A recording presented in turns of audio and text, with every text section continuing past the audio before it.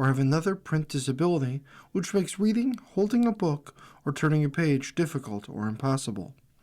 The content is copyrighted by the respective publishers. For more information, please visit us on the web at nfradioreading.org. Hello, this is Paul Denning, and for the next hour I'll be reading from current issues of the Dunkirk Observer on the Niagara Frontier radio reading service.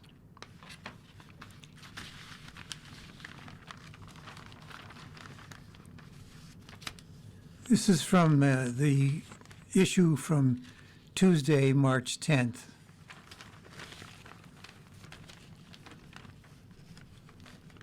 Town keeps battery storage moratorium. This was written by Braden Carman. The town of Dunkirk got the extension it needed in drafting a local law pertaining to battery energy storage systems.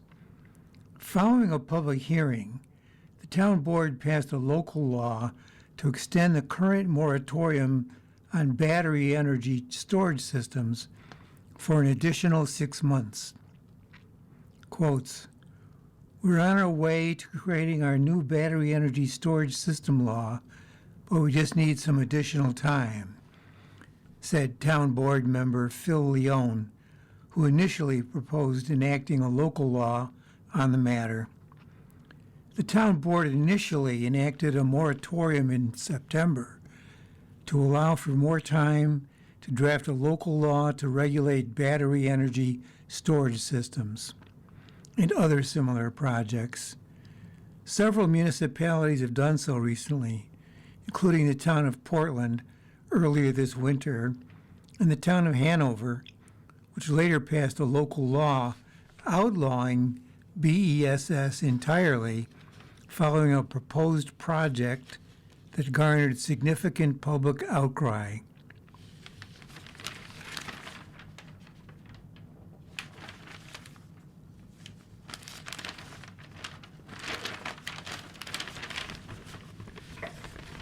There is not currently a best proposal in front of the town board. The town is being diligent in crafting its law in order to properly prepare itself for a proposed project down the line, if one arises. The board is cognizant of the fact that the state of New York has the ability to override its local laws if it sees fit. The local law the town board is drafting will regulate the construction, maintenance, and placement of battery energy storage systems and equipment within the town of Dunkirk. The town board had an initial workshop to begin the process already and has another workshop scheduled for Thursday, March 26th at 5:30 p.m. with no action to be taken. Leone said following the public hearing, "Had we known when we originally did the 6-month moratorium that we would have needed more time, we would have just made it a 1-year moratorium." The first public hearing featured more than 20 minutes worth of comments from parties on both sides of the matter. At the recent public hearing, however, only 2 residents showed up to speak, Irene Strachowski and Sue Hazelton. Hazelton came prepared with a list of concerns, beginning with where the energy would be stored and who would benefit from it. Hazelton asked, "Do we see any of it? Do our electric bills go down?" Hazelton also raised fire safety concerns, including potential evacuations, as well as the impact that having a BESS in the community could have on property values. Hazelton said, "Who wants a home that is next to a time bomb in your backyard?" Strachowski also shared the fire safety concern, highlighting the lack of available water in many residential areas in the town. Hazelton urged the board to move on to something else to solve without such fear. As the town board crafts its local law, Town Supervisor Sherry Miller has incorporated parts of a local law in 2021 regarding battery energy storage systems in the town, along with laws from other municipalities and a model law from the New York State Energy Research and Development Authority. As it stands now, the local law is 12 pages long. The town has also received feedback from the East Town and West Town fire departments, along with the town's emergency coordinator. We are not doing this in a vacuum. We have a lot of people that have their hands on it, Miller said. The latest moratorium is no different than the prior moratorium the town board enacted in September. The Chautauqua County Planning Board deemed the moratorium a matter of local concern. The town issued a negative declaration under the State Environmental Quality Review Act for the moratorium. The board passed the moratorium extension unanimously. Also at the special meeting of the town board, following the public hearing, the town board authorized a letter of support for the Chautauqua County proposal regarding a New York State Department of Transportation TAP grant.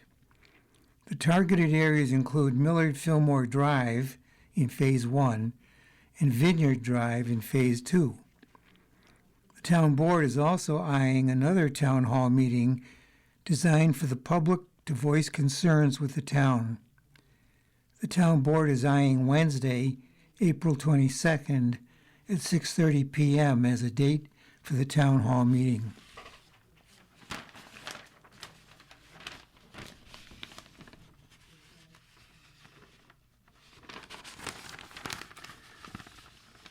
Second story is an AP article.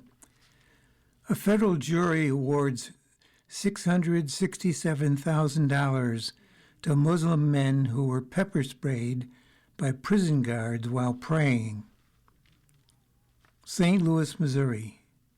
A federal jury on Monday awarded $667,000 in damages to a group of Muslim men incarcerated in Missouri who were pepper sprayed by state correctional officers while praying.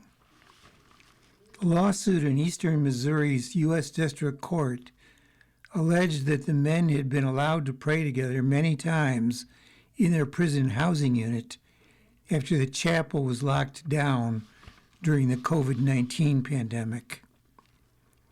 The money will be distributed among 8 men who were handcuffed, pepper sprayed, and placed in solitary confinement after praying in the housing area at the Eastern Reception, Diagnostic, and Correctional Center in Bon Terre on February 28, 2021. Those who were placed in solitary confinement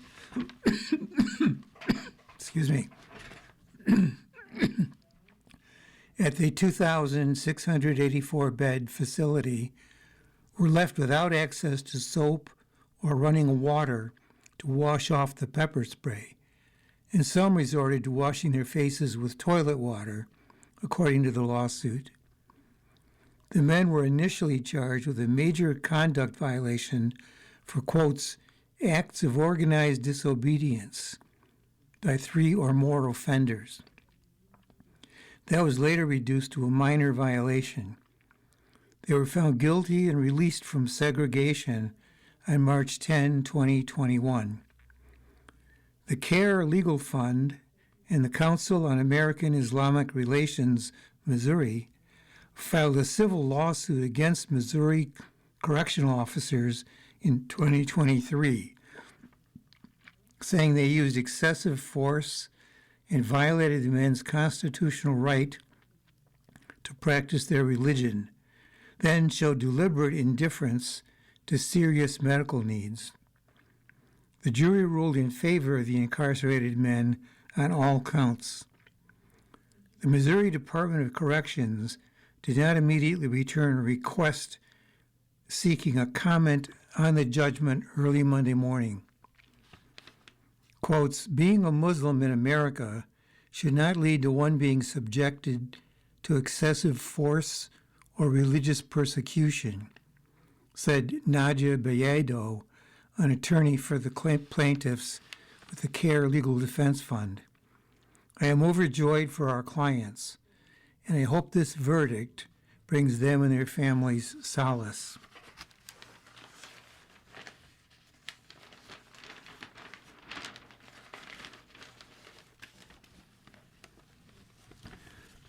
Next article, written by John D'Agostino. Report touts economic power of SUNY. Higher education is a major economic engine for the state as well as the Western New York region, a Rockefeller Institute of Government report unveiled Monday notes. Both State University of New York Chancellor John King Jr.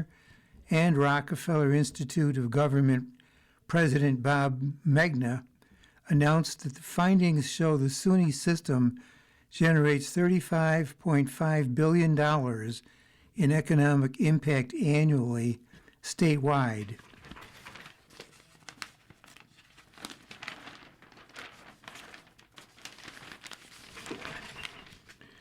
The report also outlines how SUNY supports nearly 160,000 direct and indirect jobs statewide, and that more than 70% of SUNY alumni are employed in New York 5 years after graduation, which are key indicators that the system is a major driver for New York's workforce growth.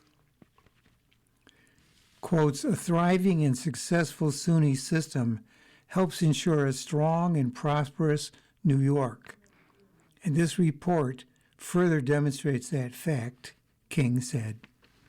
Quotes, thanks to the investment by Governor Hochul and the state legislature, SUNY has seen enrollment growth across every sector for the past 3 years in a row, and our campuses throughout New York State are able to provide an affordable, excellent public education, great jobs for New Yorkers, and serve as regional economic hubs. Investing in SUNY is investing in New York's current and long-term economic prosperity. It is no wonder that every dollar of state investment generates more than $7 in returns to New York State.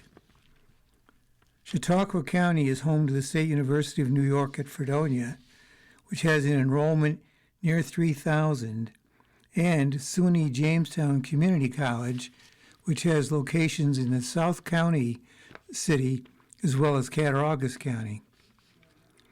Data was used by the Rockefeller Institute of Government from the 2023 to 24 academic year and details how SUNY's operations, research enterprise, hospital systems, and student spending ripple through hundreds of industries throughout New York.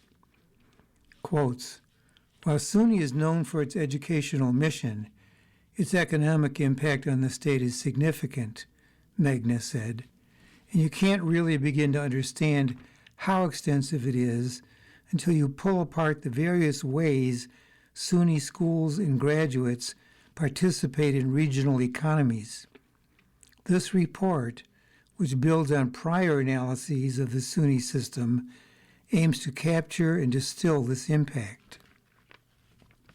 In Western New York alone, 27,095 total jobs are supported by SUNY, with 15,300 of those being employed through the system. All these employees, the report found, contribute $4.9 billion to the region's economy. In addition to the economic impact the SUNY system has for New York, the report also highlights that 1 in 4 New Yorkers with a post-secondary degree earned it at a SUNY school, that 70% of SUNY alumni work in New York 5 years after graduation, and that 77.5% of graduate degree holders are working in New York 10 years after graduation. You are listening to a reading of articles and features from the Dunkirk Observer on the Niagara Frontier radio reading service. SUNY research also was seen as a catalyst for New York's innovation economy. SUNY's 2024 patent portfolio includes 249 invention disclosures, 284 patent applications, and 86 patents awarded. Also, in the academic year 2023 to 24, SUNY colleges and universities conferred approximately 52.5% of all associate degrees, 29.5% of all bachelor's degrees, and 16.7% of all master's degrees, and 17.9% of all doctoral degrees. The State University of New York is the largest comprehensive system of higher education in the United States, and more than 95% of all New Yorkers live within 30 miles of any one of SUNY's 64 colleges and universities. The Nelson A. Rockefeller Institute of Government is a public policy think tank founded in 1981 that conducts cutting-edge research and analysis to inform lasting solutions to the problems facing New York State and the nation.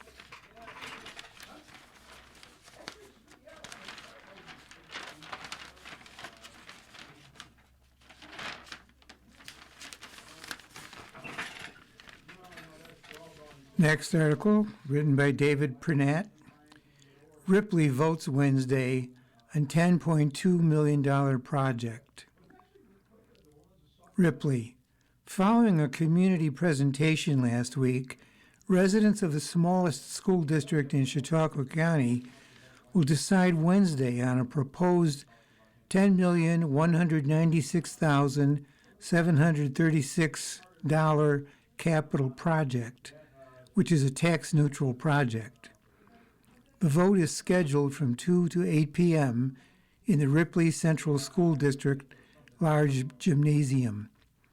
6 members of the community attended the presentation, which provided, quotes, detailed information about the project, including project scope and funding details. Community members were also given the opportunity to ask questions before the vote.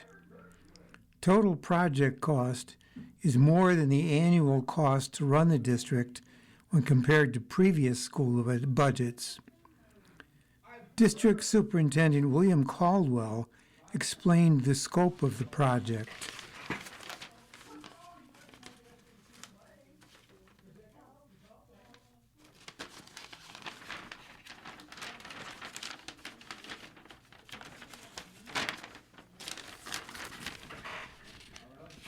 Quotes, through the state-mandated building conditions survey process, we have identified high-priority needs to address educational program spaces, health and safety requirements, asset preservation, and infrastructure improvements, he said.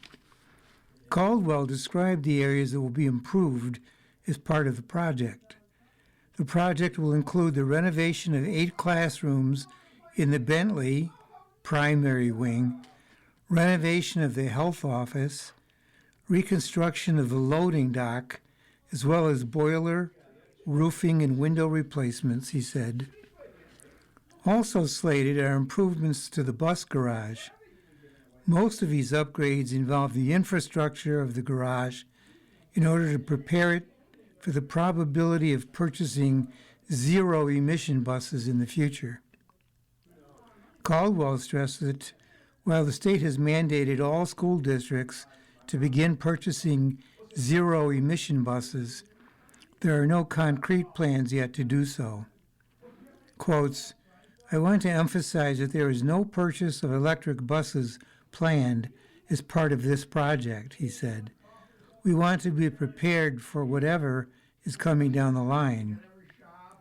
Because of the small size of the district, no new transformers are required to upgrade the bus garage. some districts have to purchase new transformers, which involves considerable expense, he added. Caldwell stressed this capital project is being proposed with no impact on taxpayers. Quotes, "It was a priority of the board and our leadership team to be mindful of the financial impact of a new capital project on our Ripley community," he said. As a result, through dutiful financial planning and optimization of state building aid and other available funding sources, we are able to propose the 2026 capital project with no additional increase to taxpayers. He explained the project will be funded by state building aid in the amount of $8,011,736, which will include Excel, which is expanding our children's education and learning aid from the New York State Education Department.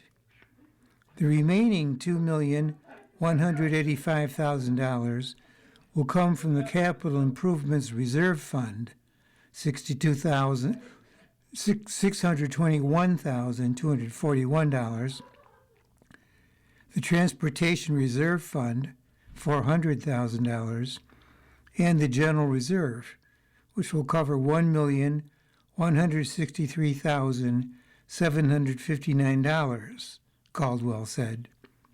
Quotes, "That results in a remaining local share of no dollars," he added. "We're not going to ask you to support any part of this project with new taxes."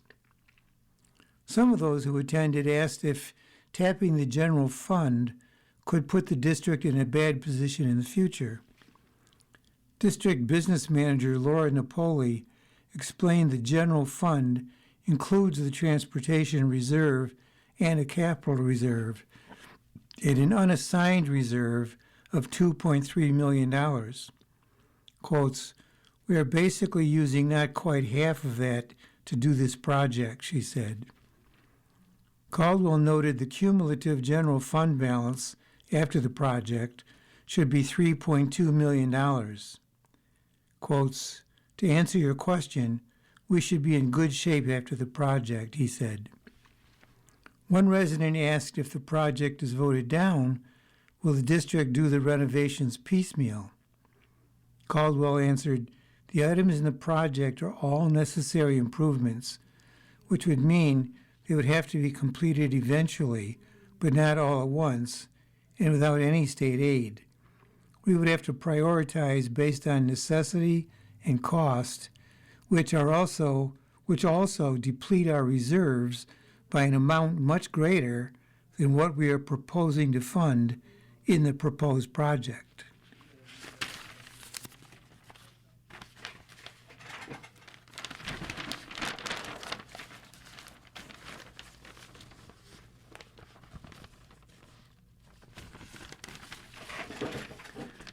Next article was written by Owen Reed. Borrello proposing new winter throughway limits. Spring is around the corner, but State Senator George Borrello is still thinking about a January 20 accident on the state thruway. Borrello has recently proposed legislation that would attempt to better protect those on the roads during harsh winter conditions, especially after the brutal conditions that have occurred over the past few months. Additional safety measures could ensure that the roads stay clear and safer for those that must travel in poor conditions. The legislation was proposed on February 27. It would firmly focus on protecting drivers on the state thruway. The bill would establish temporary reduced speed limits of 45 miles an hour on the thruway in the event that the ice or snow coverage becomes too great. The bill would establish ice or snow amounts to consistently gauge the safety of the road conditions. With multiple instances this past winter of large multi-car pileups on the thruway, Borrello said his legislation will aim to reduce these instances and keep the roads open for those that need them. The bill text states the reduced speed limit would be triggered if snow and ice accumulation reach or exceed 3 inches, and such accumulation has not been fully cleared by snow and ice removal operations, or the New York State Thruway Authority and the Department of Transportation determines that weather or thruway conditions are unsafe at 65 miles an hour, but the weather doesn't dictate the thruway close. The reduced speeds would be required to remain in effect until the conditions have been improved, meaning ice and snow has been removed, and until the New York State Thruway Authority and the Department of Transportation jointly certify that safe conditions have been restored.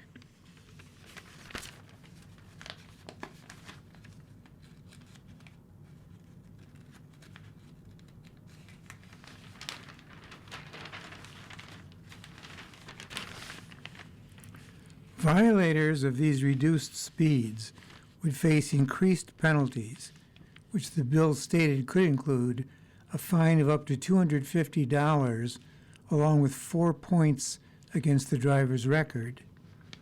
These punishments would be in addition to whatever other violation fines the operator may have also qualified to receive. Drivers would be notified of these changed speeds in various ways, including variable message signs, the authority's website and mobile application, department traveler advisory systems, and local government alert systems.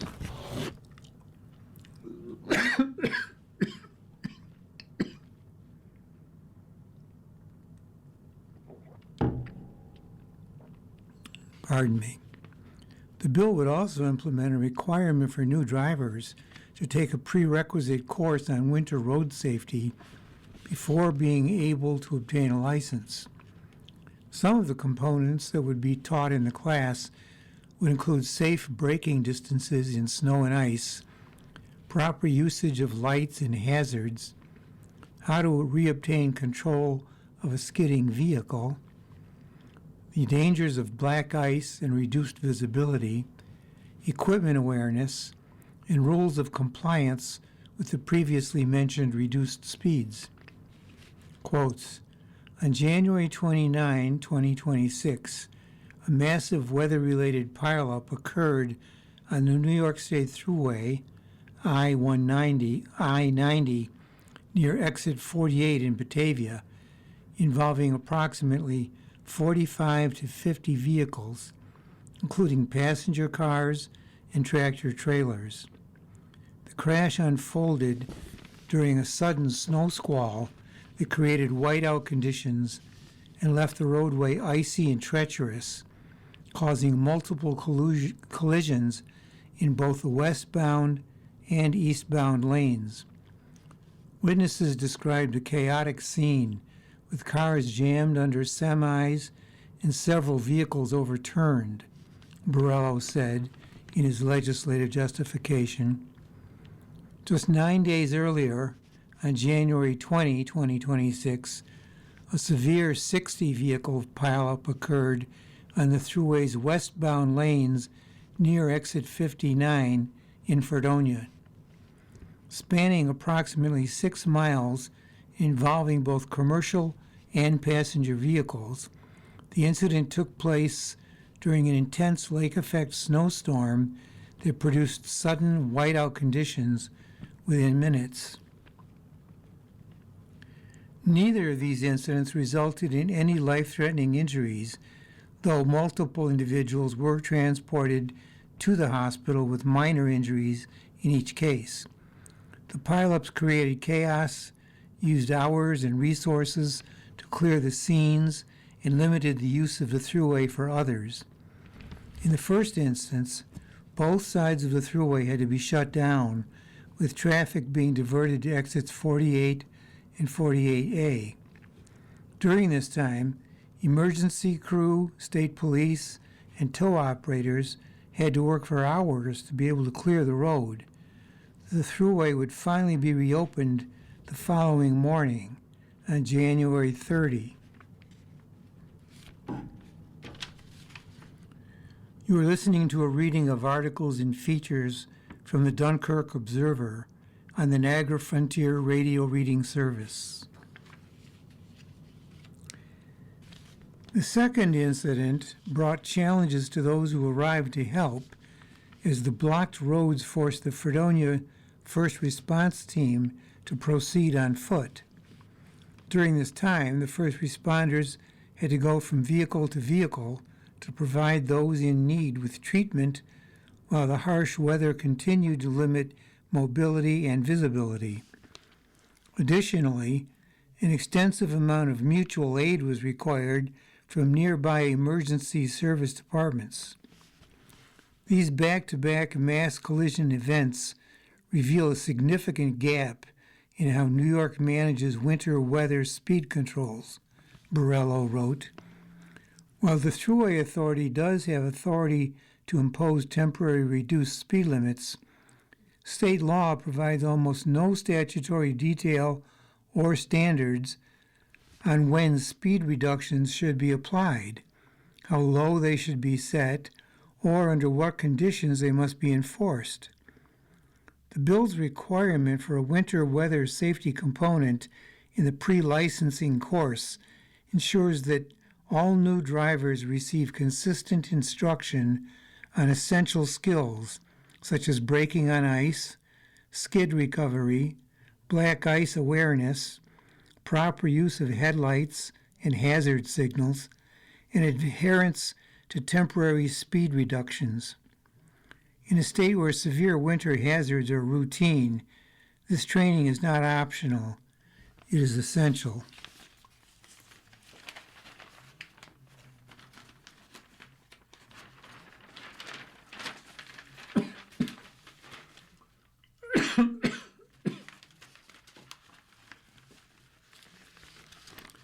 The next article is the Wall Street Report from the AP.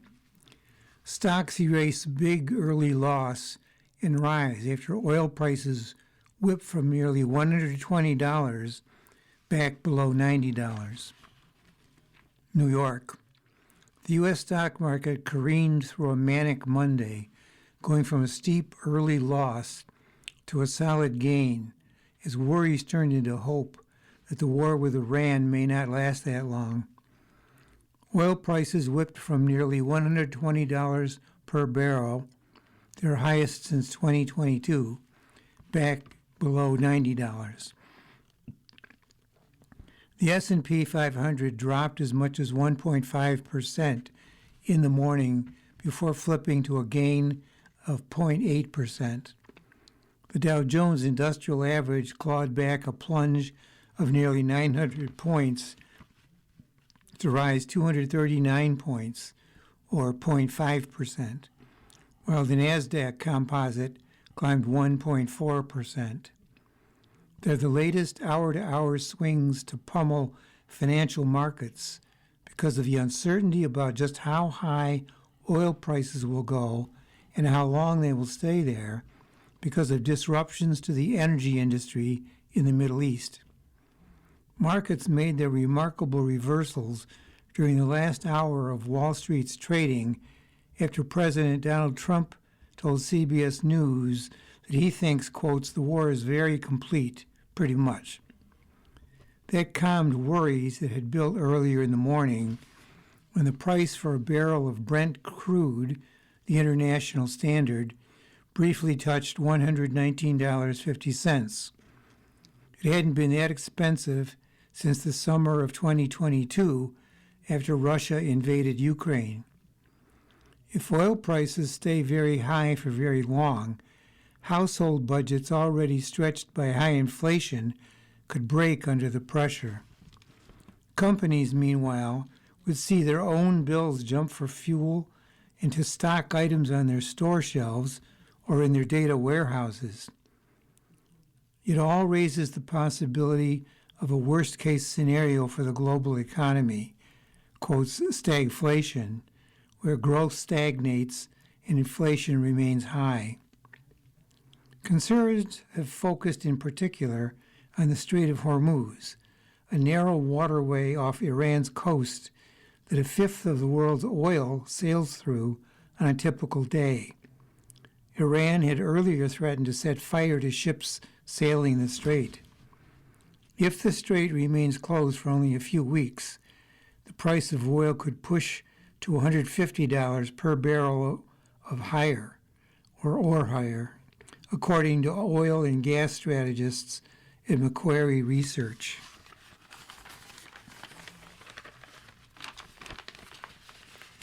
Another AP article. Justice Department and Live Nation reach settlement. The Justice Department touted a tentative settlement of its antitrust lawsuit against Ticketmaster and parent company Live Nation Entertainment on Monday as a victory for consumers that would end an illegal monopoly over live events in America, but over 24 states plan to keep fighting the companies in court. The negotiations leading up to the agreement drew criticism from the judge, who would have to approve any deal as soon as the government lawyer revealed it in Manhattan federal court, where an antitrust trial began last week. Throughout the day, various state attorneys general issued statements criticizing the agreement. A, quotes, term sheet spelling out details of the pact said Live Nation had agreed to let venues reach deals that would let a certain portion of tickets be sold by entities other than Ticketmaster. It also would let up to 50% of all tickets to be sold through any ticketing marketplace at amphitheaters that Live Nation owns, operates, or controls. The term sheet also called for Ticketmaster to cap its service fees at those amphitheaters at 15% and to divest ownership or control of 13 amphitheaters, including venues in Milwaukee, Cincinnati, Syracuse, New York, and Austin. It said Live Nation will create a $280 million settlement fund to settle claims or pay civil penalties to states. The settlement includes an 8-year extension of the company's consent decree with the Justice Department, enabling continuing oversight.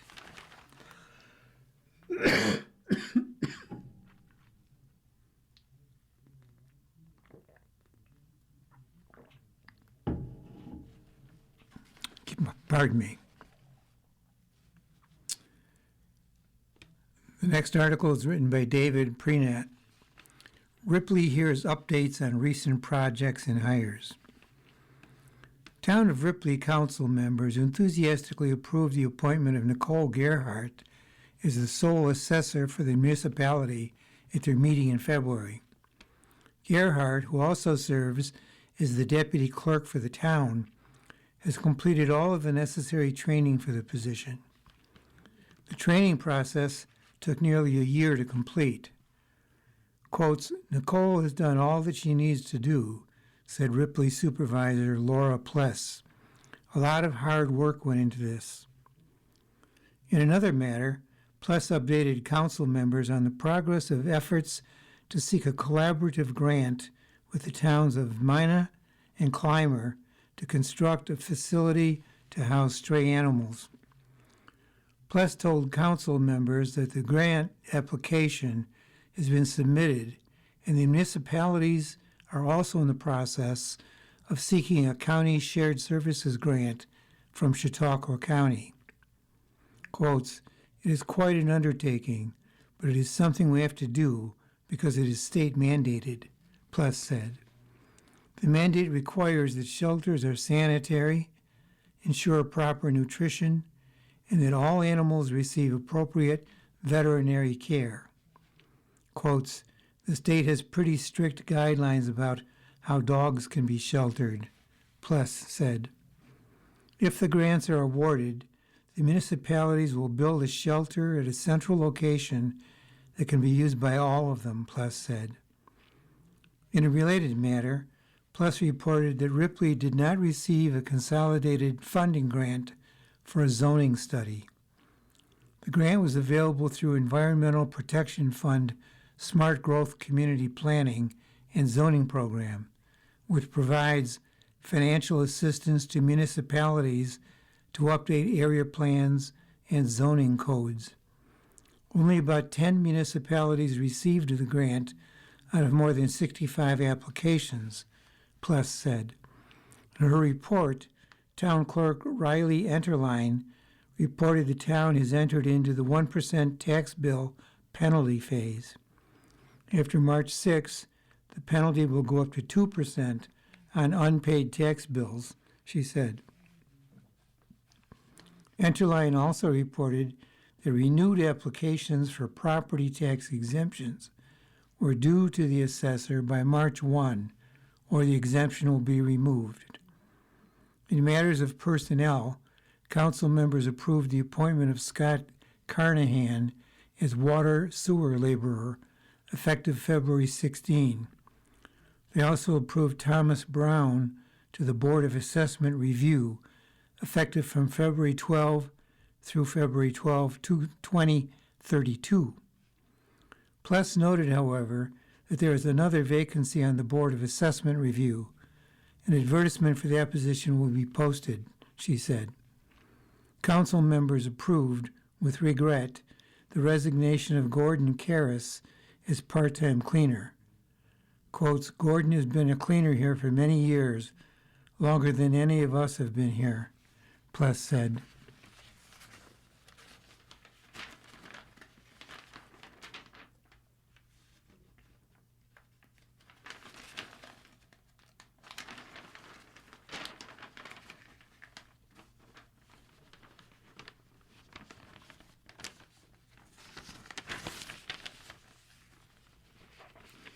From the local and region section, written by John Whitaker. Clerks' courts warn of new toll scam.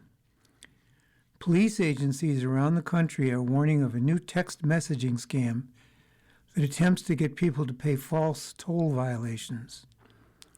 The Pennsylvania state court system recently sent a warning after the Philadelphia courts issued a statewide fraud alert warning consumers about the fictitious text messaging scam purporting to come from the Traffic Division of Philadelphia Municipal Court.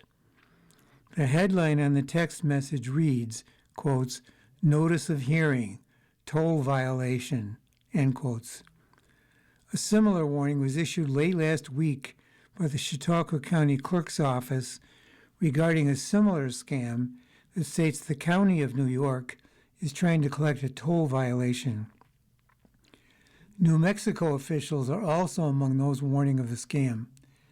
The text notice falsely instructs recipients to, quotes, appear for a hearing or resolve the matter by, quotes, payment of the assessed civil penalty prior to the hearing date, end quotes. A QR code for payment is provided in the text.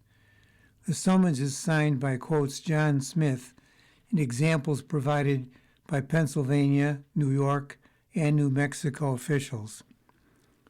Pennsylvania court officials said they have been hearing from people throughout Pennsylvania who have received these fraudulent text messages.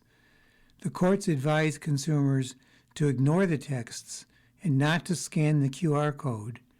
The courts will never send a text message demanding payment for any toll, parking, or other violations. The public is cautioned to never provide personal, banking, or credit card information via a link sent through an unknown text or phone call. The courts never request Social Security numbers or credit card information over the phone or via text.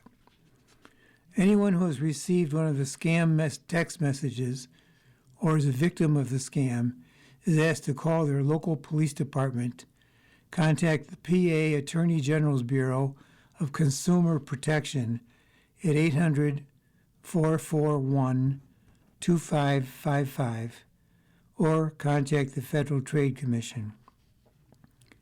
Quotes, scammers rely on fear, urgency, and embarrassment to pressure people into acting quickly, said Pennsylvania Attorney General Dave Sunday.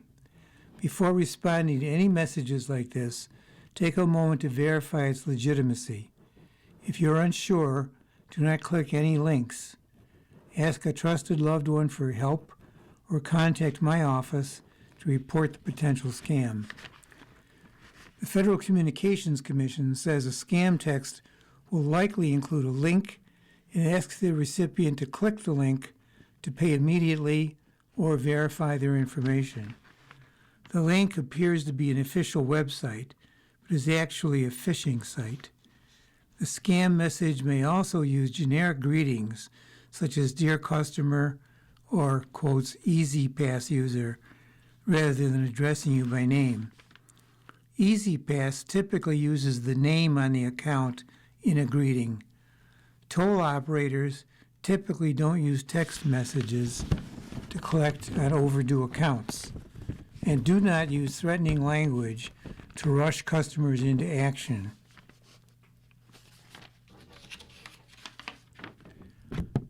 You are listening to a reading of articles and features from the Dunkirk Observer on the Niagara Frontier Radio Reading Service.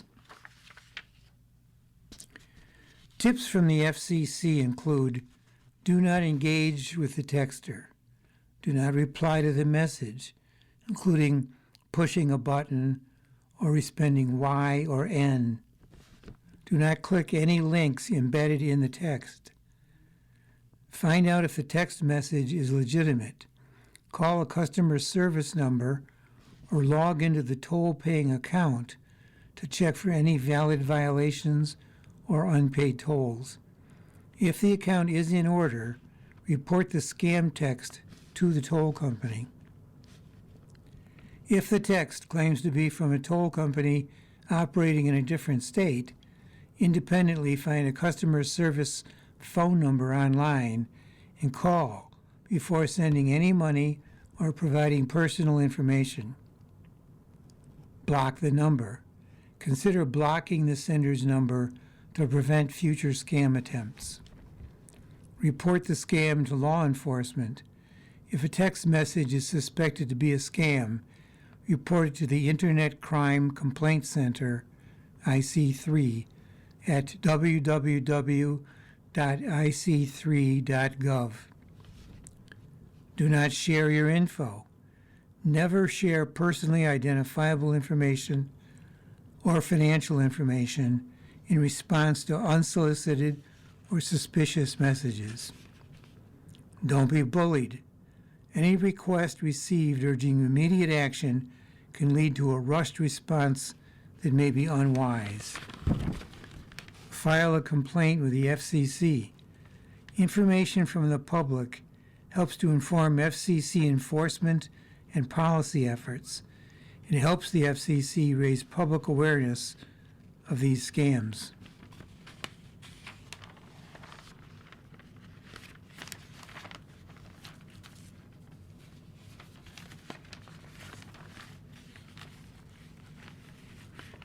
Here's an opinion on the opinion page from the Observer's view. Hockey. Sabres bring area excitement, energy. Pro hockey does not get much more frenetic than it did on Sunday night. With more than 100 penalty minutes tied to fighting and 15 goals scored, with our home team winning 8-7, the magic keeps appearing for the Buffalo Sabres.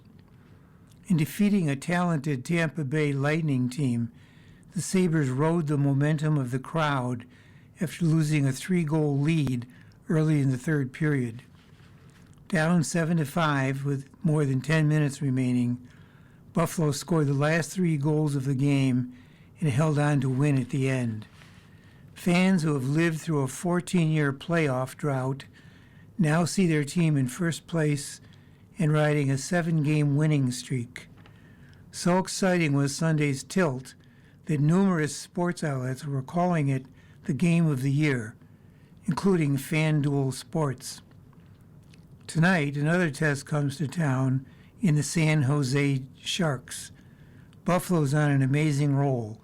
It has one of the best records in the National Hockey League since Christmas. Sunday night's game was quite a ride.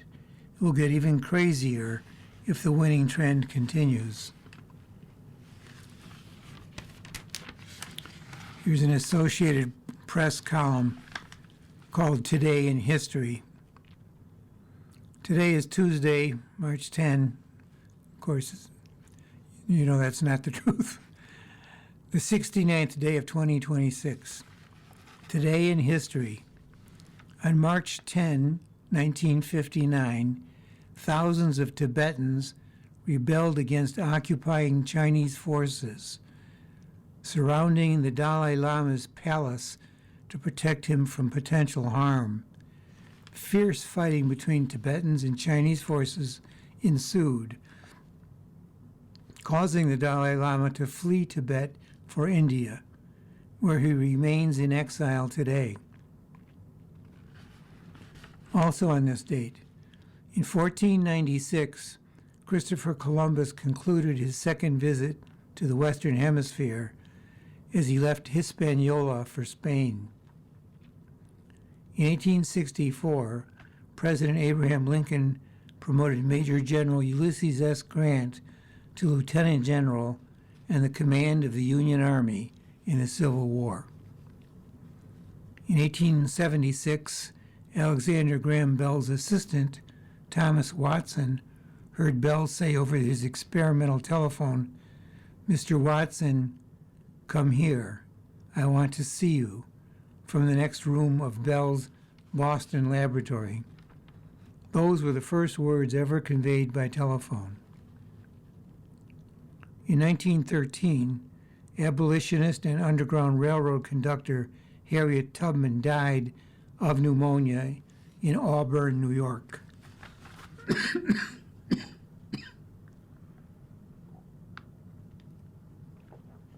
Excuse me. In 1969, James Earl Ray pleaded guilty in Memphis, Tennessee, to assassinating civil rights leader Martin Luther King Jr. Ray later repudiated that plea, maintaining his innocence until his death. In 1993, Dr. David Gunn was killed outside the Pensacola Women's Medical Services Clinic by anti-abortion activist Michael Griffin. It was the first killing attributed to a doctor's role in providing abortion care.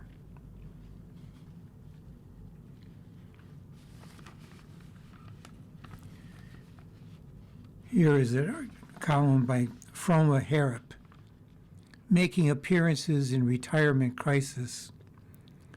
I recently came across a curious headline, "The Retirement Crisis No One Warns You About, Mattering." Very few people leaving the workplace have prepared for losing a big part of their identity, according to the Wall Street Journal article.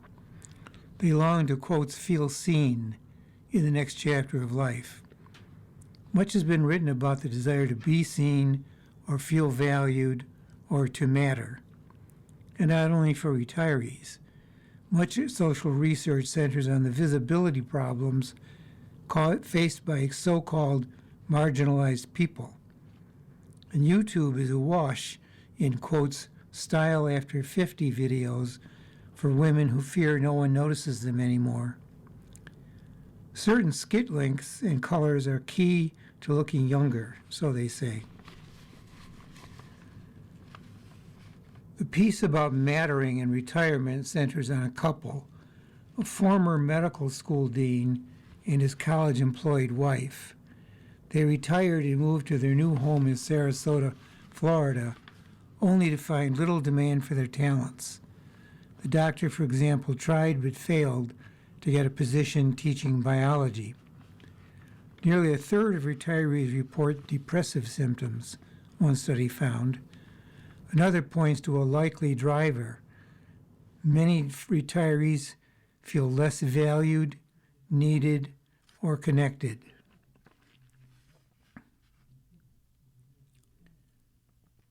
In a culture that can feel relentlessly impersonal, it's common to feel overlooked. Still, remedies exist. First on the list, if you want to be seen, see others. And not just people you want to impress, but the cashiers at the big box store, the mail person, and the guy who delivers pizza. I would venture that many who feel unseen treat these service workers like inanimate objects. They barely look at them, much less smile and say hello and then thank you. If you're not seeing them, why should they look back? Lack of recognition isn't just impolite, it reflects a lack of respect. It doesn't matter if you never encounter them again, but if you do, so much the better. You have made human contact that can spark again and again. I once spent time in a hospital where most of the patients were American-born and most of the staff were immigrants. When I first went over my meals with a dietitian from Ecuador, she kept her distance, perhaps because experience had taught her to expect condescension. I asked where she was from a matter of,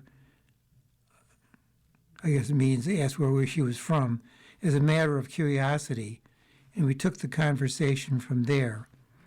We both warmed up, and I was treated to daily smiles in what can be a lonely place. She appreciated being treated with respect. I got as many fig Newtons as I wanted. Nowadays, people who do most of their socializing online can lose the habit of seeing the flesh and blood person right in front of them. They breeze past those they deem lower in social or occupational rank, people who offer no advantage, failing to recognize the inherent worth of anyone who doesn't matter in the power hierarchy. Yet the simple fact that they show up for us should make them special. Another factor for the couple profiled and for many other retirees is relocation. They leave behind the social network built over years and land in a new place where they must start from scratch. They'd had friends and family back home, plus all the small familiar ties that make a place feel like yours. The mechanic who fixed their car, the waitress who served waffles, the dentist they'd seen for decades. When I lived in Italy, I learned that one didn't walk into a shop without saying buongiorno, good morning, and making eye contact with the proprietor or assistant. There was no ignoring that shopkeeper's humanity, and the warmth was returned.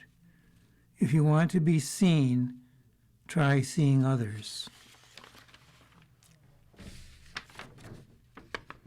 You've been listening to a reading of articles and features from current features of the Dunkirk Observer.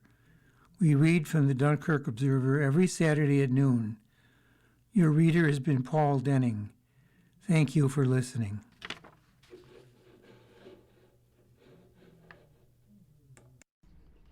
Coming up next in the Niagara Frontier Radio Reading Service, we have a reading of our Northtown Bee papers, which includes Amherst, Clarence, Cheektowaga, Depew, and Lancaster. At 2 o'clock, we have our Southtown papers, which is the Orchard Park Bee, East Aurora Bee, West Seneca Bee, and Hamburg Sun. Following that, 3 o'clock is the Ampole Eagle. Stay with us.